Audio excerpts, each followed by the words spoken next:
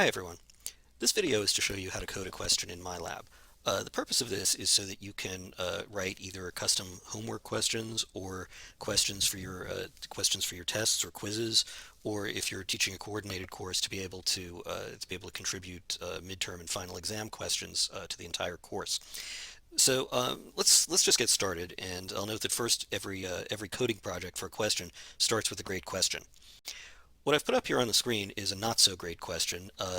Some of this you should recognize is at least a typical Calc 1 question, but I put in some kind of silly questions noting part A and E, mainly just because I wanted to demonstrate certain features of MyLab. Obviously, you would probably not put questions like that in, but I think this will allow me to demonstrate some more of the features. So this is of course a question about tangent lines. We start with curve r, which is y equals x squared plus some constant q, and the line in standard form ax plus by equals c. Q, A, B, and C are actually going to be randomized values in this problem. When I start typing it, I'm just going to put in numbers just so I can see what the question looks like, but then a little bit later I'll show you how to handle those randomizations. So let's take a look at the MyLab interface first of all. Here's one of the interfaces to MyLab. There are a couple of different ways you can access MyLab. You can either access it through your Canvas site by clicking MyLab and Mastering, or you can visit mymathlab.com and sign in directly. I've done the second one of those. The interface looks slightly different, but however you get to MyLab, the important point is that you want to go to the Manage Assignment screen or Assignment Manager. This is what that screen looks like, and if you've used MyLab before, you've probably seen this. This would be just a list of homework assignments with a place here you probably recognize where you can change the due dates and assign status. So it's that screen that you're looking for, and again, there are a couple of different ways you can access that. What you probably haven't seen before, unless you've written custom questions, is under More Tools, at the bottom there's an option to manage custom questions. Especially if you were teaching a coordinated course, you might not have seen this already because it's a feature that has to be turned on by the coordinator. The course I'm using here is just, it's a course that I own and that I've created myself. So of course I'm allowed to use custom questions on my own non-coordinated course. But if you are teaching a coordinated course where you'll be contributing questions for exams, this is a feature that presumably the coordinator would have turned on for you anyway, and this is where it'll be. But this is why you may not have seen it before, because it wasn't turned on for you. So I'm going to click Manage Custom Questions, and that takes me to this screen. What you'll see here is I have a list of my own custom questions. This is basically every custom question I've ever written from this account. As you can see, I've named them things reminding me where they went. This is 152 mid, meaning that it went on a Math 152 midterm. You can name them however you want, and of course, since you haven't done this, your list of questions should probably be empty at this point, but this is where the questions are going to appear. To get started creating a question, you click Create New Question, and there are a couple of different ways you can create one. You can either copy an existing question and start editing it to save a new copy. Since I want to keep this really simple, I'm going to start with an empty template. We're just going to create a question based on an empty template. So click that radio button, start with an empty template, and click Next. The feature you see here is something that I really didn't want to get into this early, but unfortunately it appears in the interface, so I have to explain what it is. There are three different formats for a MyLab question: full screen, top, bottom, and left, right. Full screen is just one monolithic place where you write the question prompt and give students a place to write their feedback in the answer. That's probably the simplest form of the simplest layout for a question, even though it's not always the best one to use. The other options, top and bottom, have a special area that's marked as Q on the screen. You can see it right here. That's where you can write a question prompt, and the answer choices as well as sort of the mini answer prompts can appear in the part marked A. The important point about these formats is that they keep the question prompt on the screen even as students scroll through, let's say, parts A, B, C, D, etc. of the question. So sometimes it's a better option for the student, but to keep things really simple for this example, I'm going to use the full screen option. So I'm going to select full screen, leave that selected, and that takes you to this screen here. The thing about the current screen is that you'll notice that it says here prerequisite install, like that. If you haven't done this before, there's some software from Pearson, that's the company that makes MyLab, that you're going to have to install on your computer. So what I'd suggest you do is, if you're following along, you might want to pause the video and do that and do that right now. Uh, However, what I'm going to do is assume that the software has already been installed, as it has been on my computer, and we're just going to be able to just proceed from there. So once the software is actually installed, you click Create Edit Question like this. And what that does is it opens up the software, which I already have installed, and you will too. And what you'll see is an editing screen. Apart from these, excuse me, apart from, let's say, this area over here, what you'll see is that in the middle is something that looks very much like a Microsoft Word editing screen, and that's precisely what it is. You're basically going to type the question, but there are a couple of features that allow you to collect the answer from the student and also to use randomized variables, and that's much of what we're going to be showing. So for now, what I'm going to do is I'm going to type the question. So before you do, first of all, you want to delete this. This always appears in any blank question where it says enter the problem statement. It would be a little bit awkward if your students saw that during a test where it said enter the problem statement. So you want to just go and delete that. What I'm going to do is I'm going to start typing the question. First, I just want to show you one feature before I speed it up a little bit. So let's let R be the curve. There is an equation editor. That's the feature I wanted to show you. There's no LaTeX type input in MyLab. It works a little bit more like if you bring yourself back 20 years and think about what equation editor looked like in Microsoft Word with all sorts of palettes for symbols. It works kind of like that, but it does recognize things like INF will resolve to the infinity symbol, SQRT resolves to the square root symbol, and things like that. But other than that, it's not really very LaTeX-like. So you click equation editor, and I'll type y equals x squared plus 5. Oops, squared plus 5.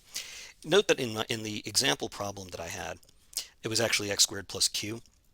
I'm going to put in the randomizations later, but sometimes I just like to see what a problem looks like with a number in it, so I just write the numbers and I fix it later to put the randomizations in. So, and let L be the line 3x plus 4y equals, actually I meant to do that in equation editor, 3x plus 4y equals 17. Okay, so now I'm just going to zip through typing up the rest of the question.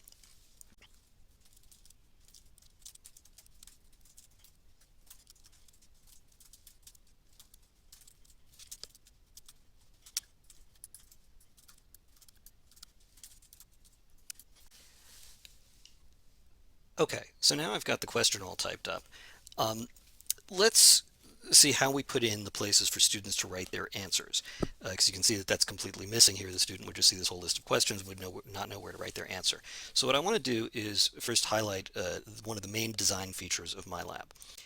The place to write an answer is just a type of object that you can insert, the same as an equation, the same as a symbol. I'll show you what I mean by that.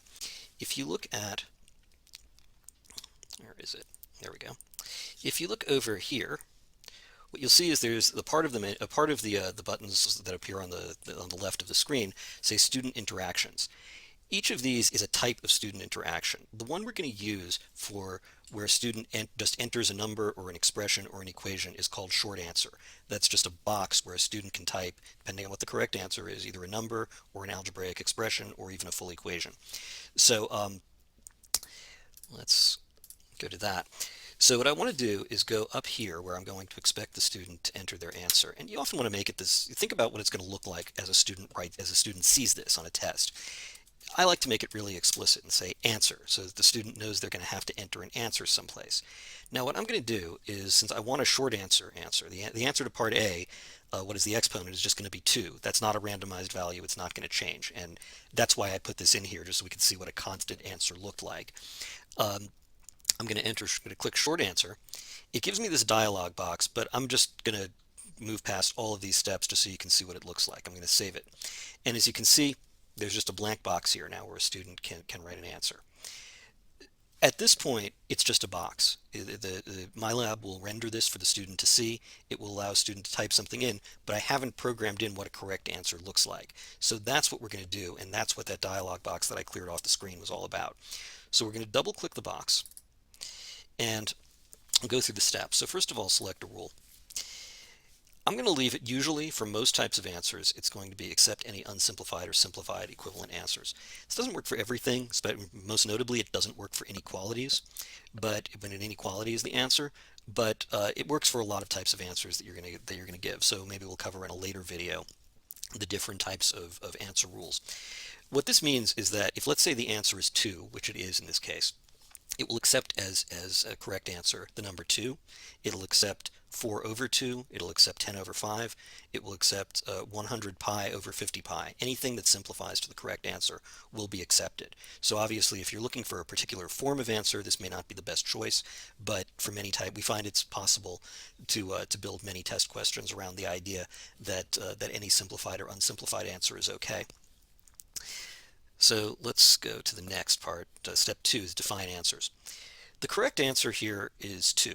So each of these lines that you see on the screen is a place where I'm going to write a correct answer. The reason there are more than one of them is that sometimes there actually is more than one acceptable answer to a question, and you want to be able to accept them in the alternative. So if let's suppose that for some reason I decided it was okay for a student to be off by 1, that they could enter 1 or 3 as the answer, and I would say, well, close enough. That would be terrible mathematically, but again, I'm just trying to demonstrate the features here. What I could do is I could write 1 and 3 on these lines, and it would accept any of those answers. Again, that's mathematically terrible to do, so I'm going to delete them, but I just wanted to show you that that is an option. I can put in different answers. And sometimes this is useful because there are times that there are different ways to interpret a question, and you really do want to accept different answers as correct. So anyway, there's only one correct answer to this question. We're just going to leave 2 as the correct value, and that's what we put in on this screen. Set options. There are not a lot of options to select. You can see that comma formatting. That would mean that you can choose whether you wanted to accept, say, 5,000 or 5,000 as the correct answer. That's what this comma formatting is about. That doesn't come up a lot in calculus classes. The thing that's worth checking here is this box that says use math style. The reason this is useful is that if a student types SQRT, they will get the square root symbol.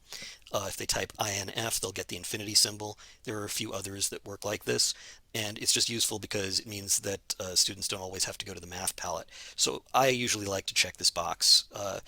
And then finally, there's a place where you can enter feedback. If this were a homework question where you'd really want to be able to show students what they did wrong, if they got the answer wrong, you might enter something here. For tests, we generally just leave this blank. Students will be able to see the answer, but they won't be able to see any sort of narrative feedback. So now that I've entered this, I'm going to click Save. And what you'll see is that the box that was previously blank has now changed to a 2, meaning that that's the correct answer that MyLab is expecting to this question. So we turn now to the subject of randomized values, because parts B, C, and D do require randomizations in order to make sure there is enough variety, especially if you want to create versions of a question for a test, or just if you're writing a homework question, you just want to have a number of different versions for whatever reason. So let's go back to my original sort of writing of the question. This is a useful exercise to do when you're writing a question. Before you even start to program it, you may want to write out the question and think very carefully about what the randomization should be. It's not the case that every set of random numbers works in a question. You really want to think about how to make the numbers similar enough to each other that different versions don't have significant difference in their difficulty. This is especially important during a test. If you had a question where the number could be anywhere from, let's say, 1 to 5 million, you could really be altering at least the student's perception of how difficult the question was, or maybe depending on what calculations you're doing, it might actually make it much more difficult. So what I've decided is that since this is just the standard parabola shifted up by some number of units, I'm going to make Q an integer between 2 and 15. A and B will be integers between 2 and 9. Just to get a little variety here, I'm going to say that B and A shouldn't be the same number. And then C, if you've looked ahead to the questions, you know that this constant C makes absolutely no difference in any of the answers. So just to make the problem look a little bit different, if let's say this were a test question and I didn't want students to think they could share answers too easily, I give that a lot of variety between 5 and 50 because it makes no difference in the answer anyway. So you see I've written out in mathematical terms what the formulas are for all of the answers. So we know the slope of the line in tangent form is just negative a over b. To part C, I said, we know the derivative of y is just 2x, so I set that equal to the slope, and we can see that that gives us x equals negative a over 2b, etc., etc. And I've written very symbolically what the equation of the correct tangent line is. You'll see that MyLab is actually able to process that. So what I want to do is show you how to create these random values and use them. So first of all, let's go to back to the screen where we do the editing. This button, algorithm I'm pointing to, algorithmic values, allows us to manage all of the different algorithmic values that we're going to use. Those are the randomized values. So we know that in this problem we have P, A, B, and C as randomized values, and you've seen up on the screen what their parameters are. So let's do P. First of all, it's going to give us a default name. It always does V1, V2, V3. I like to give them the names that I do when I write out the formulas. So I'm giving this the name P. It asks us here to select the type of algorithmic value you want to create, and for this one we're going to use integer, which is the default. So what I want to do is specify that that implements the part where, if you noticed in the markup, I wrote Q as an element of Z intersect the interval 215. So essentially that radio button is implementing the Z part of this, and now I can simply choose that I want values between 2 and 15. It's a little inconvenient that you have to access these symbols through a drop-down menu. But what I'm going to specify is that I want my value to be greater than or equal to 2, and then I go to the next line and specify that I want it to be less than or equal to 15. So that's going to choose an integer between 2 and 15. And I go through the menus and click Save. Now you see it's already actually selected one of those possible values. I'm going to show you how it can keep changing that. If I click Regenerate Algorithmic Values, it will just keep generating random values that meet the parameter that I specify. As you can see, it keeps changing the value, but it's always an integer between 2 and 15. And that's what it's going to do when it renders the problem for a student. It's just going to randomly choose a number and put it into the problem that way. So let's go now to A, B, and C. A, call it A, is once again going to be an integer between 2 and 9. By the way, the reason I chose the integer should be between 2 and 9 is I thought that 1 might make it a little bit too simple, but also there's sort of a complexity in trying to code the problem with a coefficient of 1, which is that MyLab doesn't realize the convention that I don't usually write, let's say, 1x plus 1y equals C. I would normally just drop the 1 if the coefficient is 1, so it looks a little bit awkward. There's a way to deal with that in MyLab, and we might cover that in a subsequent video, but for now, it's easier to, not only does it make the problem mathematically better not to use 1 as a coefficient in this case, but it also just makes it a little bit easier to typographically. So that's why I'm making the coefficients positive numbers between 2 and 9. Let's do, and oh, by the way, if you notice, it has chosen a value 8, and if I keep regenerating values, once again I get numbers for A that are between 2 and 9. Let's add B and C. So B was an integer. I had selected that, so it was an integer between 2 and 9. If you recall, it was on the screen. But I had also said, let's go back to that, I'd also said that B, just for some variety, should not be equal to A. So here's how you do that. Oh, sorry, this should have been, it's very easy to choose the wrong one of these from a menu. So there we go, greater than or equal to 2, less than or equal to 9. But it shouldn't be equal to A. So I'm going to go back to this menu and put in a third line. I'm going to choose the not equal symbol. You might think that the right thing to do would just be to write A like that, but you have to remember that you need to know the variable escape character in MyLab. The variable escape character is the tilde symbol. So the correct way that you refer to the variable A is to write a tilde in front of the A. So now, if I save this, let's regenerate some values. So you can see that A and B, which are the first two values here, are 4 and 5. If I regenerate them, see, it keeps picking numbers that are between 2 and 9 for A and B, and note that they're never equal to each other. So that's kind of a useful thing to do when you're coding questions. If for some reason you'd like the numbers not to be equal to each other, which is often a good thing to do for many types of problems, that's how you would do that. And finally, let's create C, which is just a number that was between 5 and 50. Save that, and there we go. So you see C is now appearing, and it's just a random number like that. Okay, so I've got all these algorithmic values. What I'm going to do is I'm going to go back to the equation and edit it so that it looks as randomized as I wanted it to.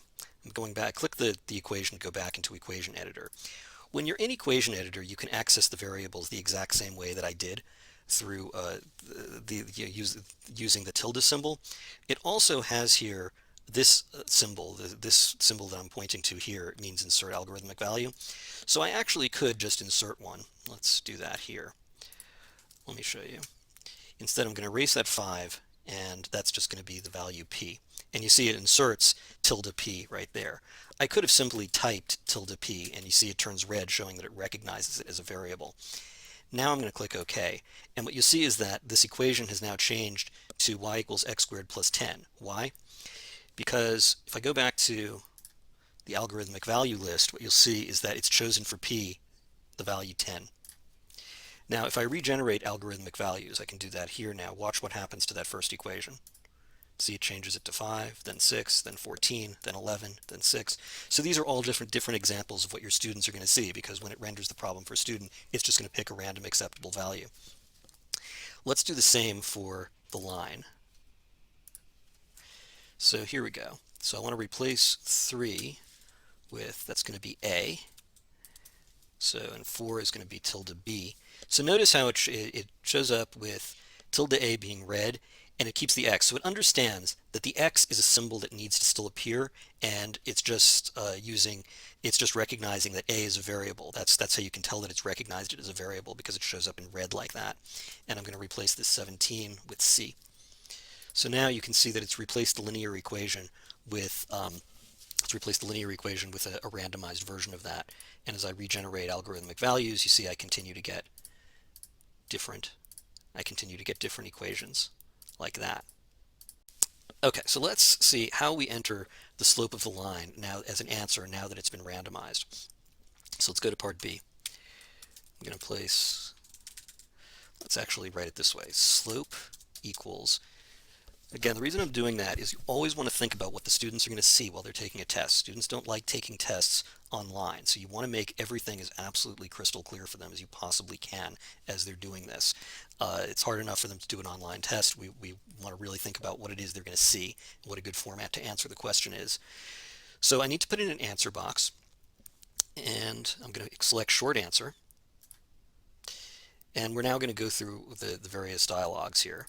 We'll select a rule. We're going to accept any unsimplified or simplified answer and define the answer. We know that the slope for line in standard form is going to be negative a over b. So I'm going to write a negative sign.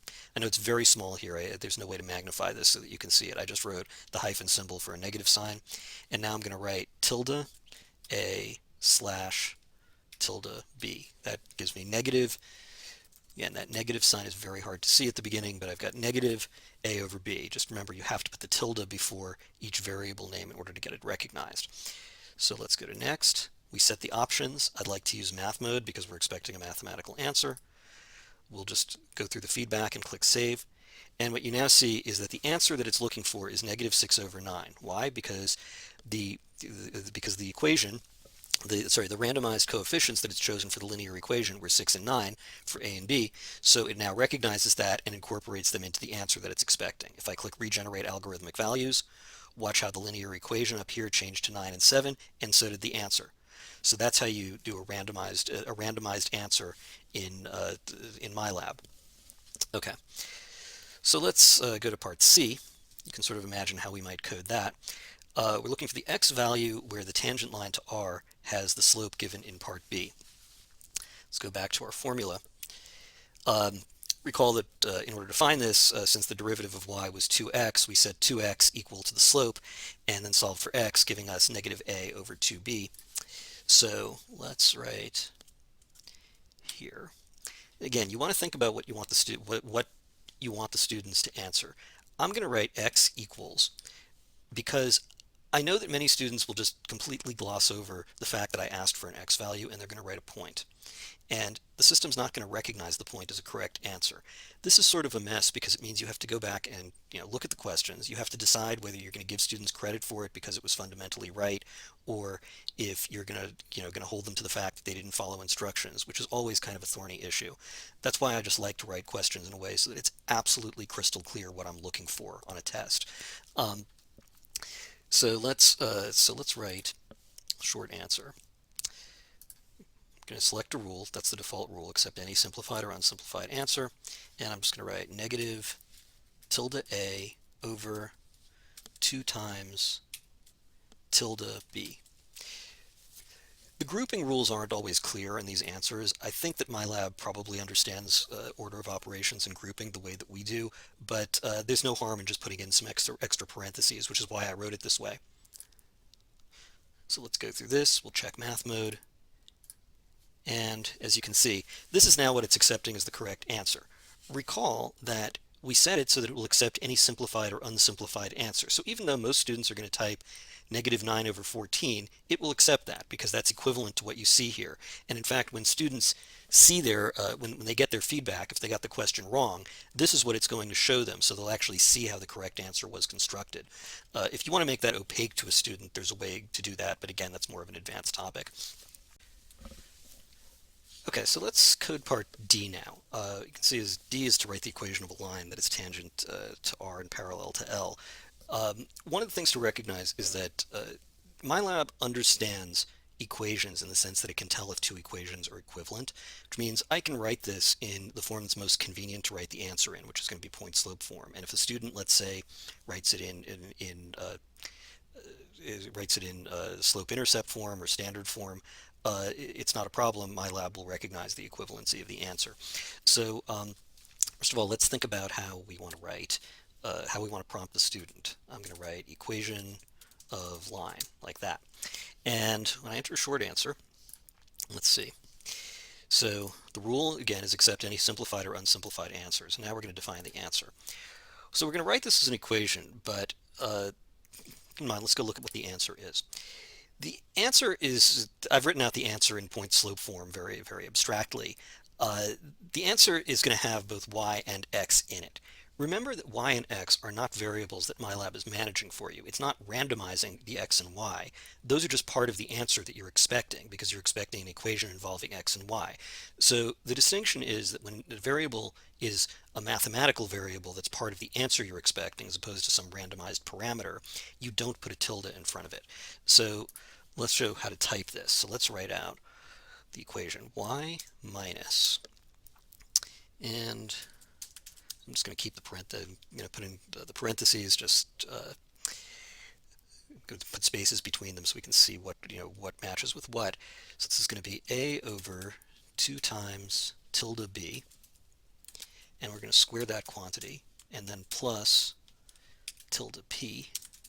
There we go. So that's the left side of the equation, and then that equals negative tilde a over tilde b, that's the slope, times, and it's going to be x plus tilde a over 2 times tilde b. And we've got to close that parentheses and that one. There we go. Okay, hopefully that came out right. So we're going to click next, and we want to select that we can use math mode, and let's see, there we go. Oops, looks like I did not put a tilde in front of the a, and that's what happens. So let's put the tilde there, save it again, there we go. This is now okay, so this is now the correct answer. It's this equation. Now most students, of course, are not going to write it in this form. Most of them are going to simplify it to some extent, but that's okay because we said accept any simplified or unsimplified answer. And as it determines what is equivalent and what's not, it will understand, MyLab will understand how these x's and y's that appear as part of the answer are being used. So like I said, the student converts it to slope-intercept form. As long as they do it correctly, it'll understand it. If they write it in this extremely complicated, unsimplified form, it will accept that as well. If they do anything in between, it will accept it. So Let's now go to part E. I just did this because I just wanted to show a different type of input and re-emphasize the point that answer boxes or various ways to collect answers are just objects that you're dropping into this sort of Microsoft Word, type of editor. Um, so the question is true or false? R is a parabola.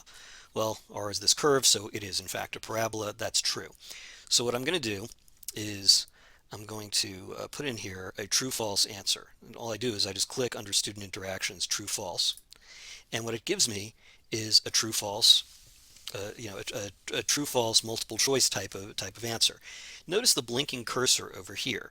That's because this whole thing here is just, it's like it's a letter or an equation. It's just another object that you're dropping into your question as you edit.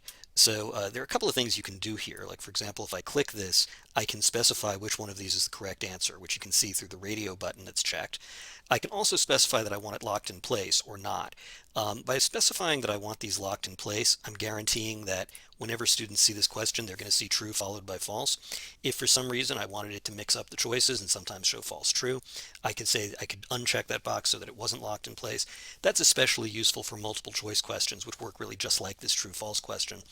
Um, if you want to switch the answer choices around, and it's kind of nice because sometimes you want your all of the above choice to always be on the bottom, but you still want to mix up the choices that are above that, and it lets you do that. So anyway, this is how you create the content for a question. So what I'm going to do is I'm going to save and close it. We click save and close.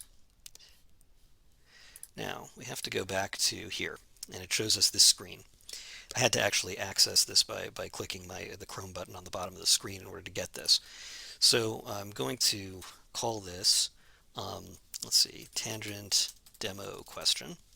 It's not a good name if you were really trying to catalog these questions, but just for this purpose. Now, MyLab wants every question to be associated with a textbook, and since we're using, at least in Calculus 1 through 3, we're using the Thomas textbook. If you're using 135, it would be Briggs, but if you're in 151, 152, or 251, it's Thomas. So I'm going to select Thomas as the book, and for the chapter, this looks like it would have come from 3 derivatives. Or you can just specify, O for orientation if you don't want to necessarily have it cataloged by chapter. The important point is you have to at least say what book it's from. And there are certain things where you can't actually organize your questions unless you also say what chapter they're from. So even if you select chapter 0, do select a chapter here. I'm going to select chapter 3. You don't have to select section or objective. I'm going to submit that. So it's now associated with Thomas chapter 3. This is useful because when you create a MyLab assignment or test, you have to have at least one question associated with the textbook from your class. This just has to do with the way this product is licensed to us. But when you create a question and associate it with Thomas, it qualifies as that question. So do associate it with the textbook from your class. Um, these items you can change if you want. See, I never define an author-defined difficulty. Um, it has decided this is a short answer question, even though there's also a true-false in it. That's fine. The only one you really don't want to choose for this is essay because it catalogs those a little bit differently and treats them differently for purpose of grading. It doesn't change anything about the content of your question, but it's easier just to leave the choice that MyLab puts in here. Algorithmic just means that it has randomized values in it, which this does. Then you can write in a little description if you want, which may make it easier to search for. I'm going to write, demo question about tangent lines and slopes. And now I'm going to click OK. All right, so now we go back to the screen that has the custom question manager, which is still waiting for us. And what we'll see is that tangent demo question now appears in my list of questions. Now, let's go to the options. Let's preview the question. So I'm going to click preview and go. So this is not really the fancy version of the question. This is not what it's going to look like to the student. When the students see it, they'll see it in sort of like the MyLab, trademark green. This is just the version that you're looking at for the purpose of a preview. So let's try to answer the questions and see if we can check if it'll check them and tell us they're correct. So let's put in the answers. And by the way, this happens sometimes, which is one of the reasons that you sometimes like to choose that up and down format that I avoided, because when you click an answer box, often it jumps so that the answer box is at the top of the window, and that's one of the reasons that you often want to choose one of those other formats. But there are sometimes you still want to use this full screen format. So for the answer to what is the exponent is 2. Let's see. The slope of the line is going to be negative 7 halves. It's negative 7 over 2. The x value is going to be negative 7 over 4. And the equation of the line will be y minus negative 7 fourths squared. If you notice, when I was programming the answer, I actually didn't put this minus sign in because I knew I was going to square it anyway, but a student might do this. They might put that in. And so that's going to be plus 5. And then equals the slope of the line, which is negative 7 halves times x minus negative 7 fourths. And let's get something wrong. Let's check false. So say r is not a parabola. Let's see what happens when we check the answer. It says one or more of my responses is incorrect. Please try again. So now let's change it to true and see what happens. Fantastic. Whenever I see that, I always think about, I don't know if you watched Who is America by Sacha Baron Cohen, but I always think of the colonel on that saying, fantastic, whenever I see that from MyLab. Okay, I can't do accents. What am I talking about? Okay, so anyway, that's how you create a question. There we go.